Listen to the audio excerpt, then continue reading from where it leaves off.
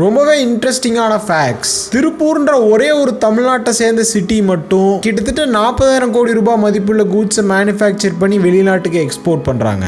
இது எவ்வளவு பெரிய அமௌண்ட்னா கிட்டத்தட்ட 50 நாடுகள் டோட்டலாவே இதை விட கம்மியான வர்த்துள்ள கூட்ஸை தான் அவங்க நாட்டில இருந்து எக்ஸ்போர்ட் பண்றாங்க. ஆப்கானிஸ்தான், பூட்டான், சோமாலியா இவங்க 3 பேரும் சேர்ந்து மொத்தமா எக்ஸ்போர்ட் பண்றதை விட தமிழ்நாட்டில் ஒரு சிட்டி அதிகமா எக்ஸ்போர்ட் பண்ணுது. சயின்டிஸ்ட் வீட்டில் வளர்க்குற நாயோட முடியில் இருக்கிறத விட அதிகமான பாக்டீரியாவை பியர்ட்ல இருக்குன்னு கண்டுபிடிச்சிருக்காங்க.